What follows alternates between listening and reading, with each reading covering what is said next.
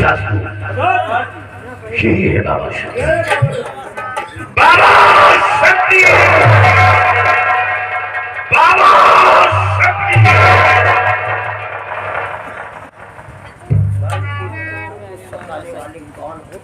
Guard रखे हुए क्या शैतान? पीछे से कोई शैतान नहीं, वक्त का चुका हुआ इंसान।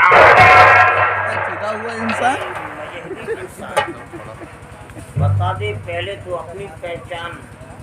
डाकू सरना मेरा।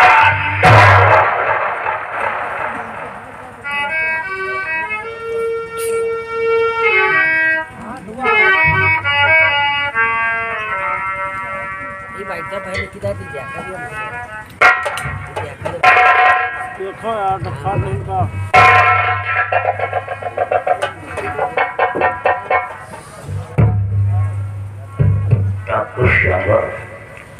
बहुत अच्छा किया बेटी जो मेरे पास आ गया।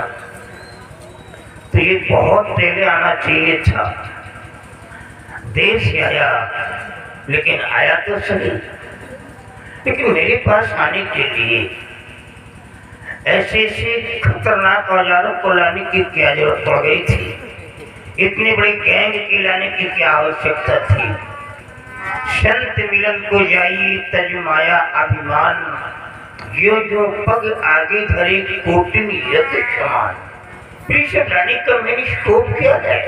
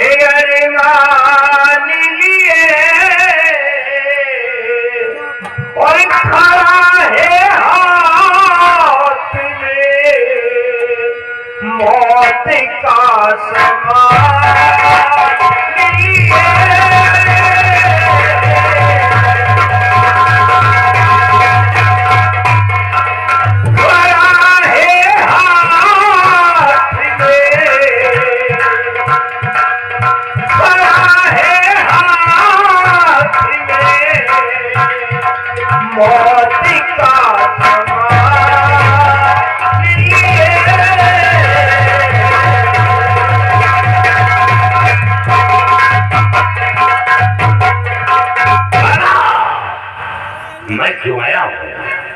आपका नाम संसार में प्रसिद्ध है।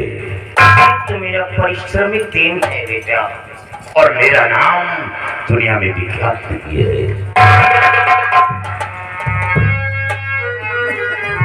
मार गोली से तुझे, किसको? तुझे। धन्य हो बेटा। मार गोली से तुझे ढेर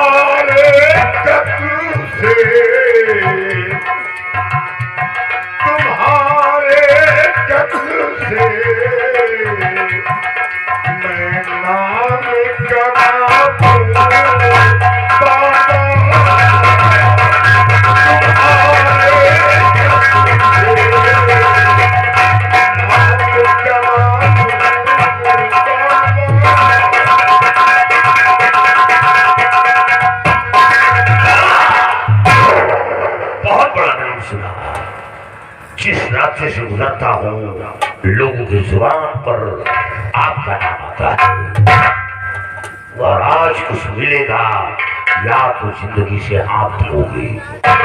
आज मैं बहुत खुश हुआ, वो इसलिए कि आज तक इस 12 लाख लक्ष्य वर्ष में किसी भी इंसान के अंदर ऐसी हिम्मत नहीं हो सकी कि मेरे सामने खड़ा होकर के मुझे ऐसे बात कह सके।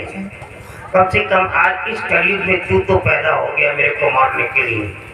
मैं बहुत खुश हुआ बेटी, बहुत खुश हुआ। और इतनी छोटी सी जिंदगी लेकर के बच्चे कितना बड़ा उबाल ले रहा। तो न जाने कितने योद्धाओं को मैंने देखा है आए और एक दिन काल के काल में समा गए। उदाहरण तेरा स्वरूप है कि बाली बलि के दधिच युधिष्ठिर, भीम महाबल की सेवा, अंत समय उभरी न क्यों, क्षण माही भय सब काल कलेवा। विक्रम दीन दधीच अर्जुन के जिन भारत थाना, जंग गिरे दुर्योधन के जो 64 कोट में छत्र बताना, और शक्ति एक प्रमाण देते है जो भरा सो धरा, जो भरा सो उताना। ऐसी वाणी बोलिए कि मन का आपा कोई, आवरण को शीतल करी शीतल आपो। अति का भला न बोलना, अति भली न चूक, और अति का भला न वर्षना, अति भली न चूक। बेटी अत्यधिक बोलना ठीक नहीं होता है, और चुप रहना भी अत्यधिक मूर्खता का कार्य है। जिस प्रकार से अत्यधिक बादलों का बरसना ठीक नहीं होता है, अत्यधिक धूप पर निकलना ठीक नहीं होता है, सेम उसी प्रकार से अत्यधिक बोलना भी अनुचित है। अरे तू मेरे पास आया है, इस बात की जानकारी मुझसे कर सकता है कि मैं किस मार्ग को अपनाऊं ताकि मैं ऑलरेडी विख्यात हो जाऊं, और साधुओं, ऋषियों, मुनियों, फकीरों, दरवेशों को मार करके आज तक किसी ने नाम कमाया है क्या? नो। अगर तुझे नाम कमाना है तो सुनो बेटी, तुम यहाँ से जाओ और जो भी गरीब वर्ग के लोग हैं जिन्हें 2 वक्त की रोटी नहीं मिल पा रही है, जा करके उनकी मदद करो और देखो फिर उनके पीछे तुम्हारा कैसे नाम चलता है। बाबा एक वक्त मेरे ऊपर था, हम मारी मारी फिर रहे थे। कोई गरीब, कोई यतीम मेरी मदद करने के लिए नहीं निकला, और जब हाथ में बंदूक उठाया तो गरीबों की मदद करूं नहीं, मेरी नजरों में बस खून ही खून है। मैं किसी गरीब यतीम मोहताज की मदद नहीं करूंगा। बंजारा का बैलबंद घूमे देश विदेश, और सूखा भूसा खाते बिना गुरु उपदेश। गरीबों ने तेरा क्या ले लिया है बेटा, जो इस प्रकार गरीबों से नाराज हो गया? तेरा है क्या? तू क्या लेकर के आया है? अरे तूने जो कुछ भी लिया यहीं से तो लिया है, जो कुछ तूने दिया है यहीं पर तो दिया है, किसी और का था जो तूने पा लिया है, और आज जो प्रेजेंट में तेरे पास है वो कल किसी और का हो जाएगा। ये जीवन देख पानी के गोले के समान है बच्चा, फिर इसका पश्चाताप कर रहा नहीं। अच्छा ये बता कि तेरी कहानी क्या है? तू अपनी कहानी तो बता जो इस प्रकार गरीबों से नाराज हो गया। बाबा मेरी कहानी आप सुनना चाहते हैं? हाँ, मैं कोई डाकू नहीं हूँ। मेरे पिता विक्रम सिंह पहाड़गढ़ रियासत के राजा थे। रामगढ़ के राजा परम सिंह मेरे पिता विक्रम सिंह को मारकर मेरा राज्य ये क्या अपने कब्जे में कर लिया। हमें फांसी का ऐलान करवा दिया। मेरे पकड़वाने के लिए 50,000 रुपए का इनाम रखवा दिया। साथ जो कोई खाना या पानी देगा उसे सजाए मौत मिलेगी। उस वक्त मौजूद नहीं था, ननिहाल में था। मेरी पत्नी थी मेरी पत्नी की गोद में एक मेरा मासूम बेटा था।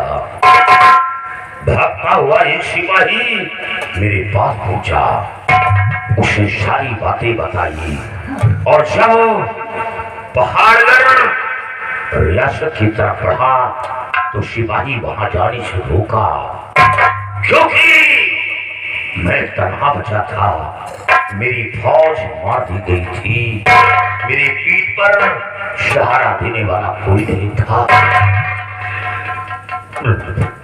पहाड़ पर रियासत ना जा सका, अपनी बीवी और बच्चे को लेकर जंगल की राह थामी। आगे क्या चलते चलते काफी दूर जाने के बाद बियाबान जंगल मिला। मेरी पत्नी चल नहीं पा रही थी, उसने कहा ना थोड़ा आराम कर लो, उसके बाद मैं चलूंगी। क्या किया तुमने? बाबा अपनी पत्नी व अपने मासूम बेटे को लेकर उसी बियाबान जंगल में आराम करने लगा। जब मेरी पत्नी गहरी नींद में सो गई तो एक मेरे दिमाग में गूंज उठा कि आप भगवान, मैं अपने बीवी बच्चे को, अपने बीवी बच्चों को साथ लेकर कहां तक घूमता रहूंगा। मैं एक दिन अवश्य पकड़ा जाऊंगा और मेरे पकड़ जाने पर मेरी जान जाएगी, मेरे मासूम बेटे व पत्नी की जान चली जाएगी। क्या किया तुमने? बाबा उसी बियाबान जंगल में सोते वक्त छोड़कर वहां से भाग निकला। बड़ा अनर्थ कर दिया। डाकू का सहारा लेकर अपनी जिंदगी को बिता रहा हूँ। 20 साल हो गए। 20 साल मैंने हर गली कुछों में तलाश किया, लेकिन कहीं मेरे बीवी बच्चे का पता नहीं चल रहा।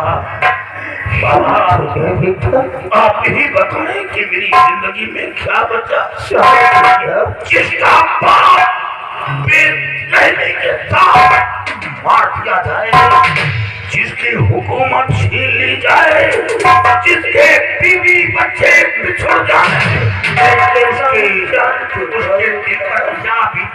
मैं कहता हूँ क्यों नहीं बजाओ?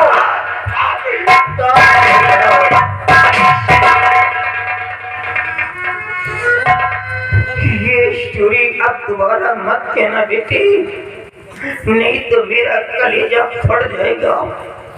मैं किसी के भी करुण स्वर को सुन करके सहन नहीं कर पाता हूँ, क्योंकि मेरा हृदय बिल्कुल दया से भरा है बेटी। क्या मैं तुझे आशीर्वाद देता हूँ कि आज के बाद तो जिस रास्ते को अपनाएगा वो तेरी पिछली जिंदगी का एक हिस्सा बन जाएगा। ये मेरा आशीर्वाद है बेटा। शाबाश, तू रो मत। नहीं बेटे रो मत।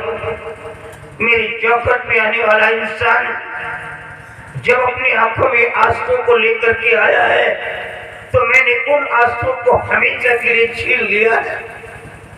उसके झोली में इतनी खुशियों की मोतियां डाल दिया है कि दोबारा आंसू को लेने के लिए नहीं आया मेरे पास। ये आंसू को रोक ले बेटा, नहीं तो कहीं ऐसा ना हो कि मैं अपना आपा खो जाऊं और मेरी जुबान से कहीं कुछ गलत ना निकल जाए और तेरे को कोई परेशानी आ जाए। अब आंसू को रोक ले और जो चाहिए वो मांग ले। अगर तू कह दे तो सारी दुनिया की दौलत तेरी कदमों में आ सकती है। ये मैं कह रहा हूं, नहीं बोलेगा। चल मैं तुझे 3 वरदान देता हूं, लेकिन याद रहे वो वरदान सोच समझ करके मांगना बेटी। 2 ही वरदान तेरी इच्छाओं के अनुसार मिल सकते हैं।